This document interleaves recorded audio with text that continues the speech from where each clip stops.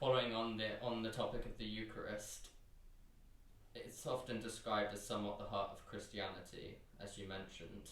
And in your perspective, what do other Christian traditions, perhaps not looking as much at Eastern Orthodoxy, but more Protestant tradition, miss or misunderstand about the Eucharist? Gosh, that's a big question. I think there are lots of ways in which we can get it wrong. There are lots of ways in which Catholics often get it wrong too.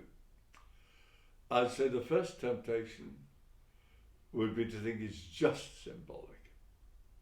It's a nice symbol. Flannery O'Connor was a famous Catholic novelist in America, and she said, if it's just symbolic, we can go to hell. The other mistake is to think that the Eucharist is a gathering of just my little community in Oxford, nice people just like me. But for us, if you share in the Eucharist, you share in a communion across time and across space. So if I go to communion, when I go to communion here, I'm in communion with the whole church throughout the world, with Catholics in Korea, Zimbabwe, everywhere. I'm also in communion with Catholics throughout history. That means to say I accept to be in communion with the saints and the sinners, not only with St. Francis of Assisi and St. Dominic, but also with the Borgias. So if you receive into communion in the Catholic Church, you take on this great wide community which includes a lot of dubious people, because from the beginning the Church was not a community just of the saints, but also the sinners. And we dare to belong to them too. Do you think that with the reverence shown towards the Eucharist itself, there perhaps is a risk of over-focusing on that reverence rather than the central meaning of the Eucharist?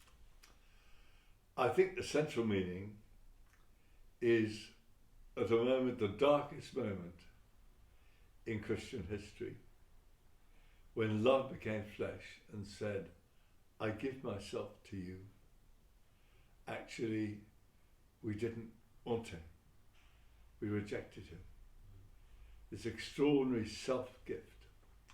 And it's that gift that is the essence of the Eucharist. I give myself to you. This is my body, my blood. Utter generosity. And I think it's that generosity that we remember every time we go to communion. And it's a sign of hope, because it happened in the darkest moment. So whenever people feel hopeless and helpless, they can't see any future, we remember the Eucharist, which is given in the bleakest moment of all. I first really felt this when I went to Rwanda in 1993, the beginning of the troubles that led to the genocide. And it was a terrible day. We went to a hospital filled with kids who'd lost their arms and legs and eyes, mutilated by bombs. And I went out into the bush and I wept. And then I went to my Dominican sisters and I thought, I have to say something. What can I say? And then I realized what I had to do was to do something, to reenact that night when this utter sacrament of hope was given. So we reverence the extraordinary generosity of God. I think God gives us everything. Even our existence, every moment, is a gift. But the supreme gift that God gives is God.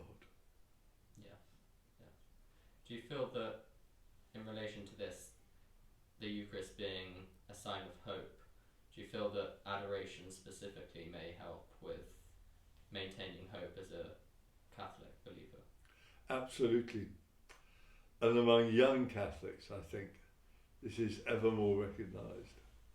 I think my generation, when we were 50 years ago, we weren't so attuned to that. But I think adoration means you're just in the presence, silently, mainly, just to be silent in the presence of God. Because if God gives us everything, then we should respond in giving ourselves to God, which means that we sit there in silence, attentive, attending to what God may ask of us. During Mass or during adoration, to what extent would you say that in practical terms you view the body and blood of Christ as equivalent to, say, the Incarnation of Christ? Well, you could say that the Incarnation was when God became flesh and blood as one of us.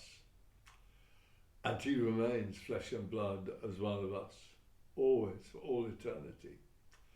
The risen Lord was still a human being. And this is the self-gift that we receive in the Eucharist, and which we honour in adoration. So it's like an extension of the Incarnation.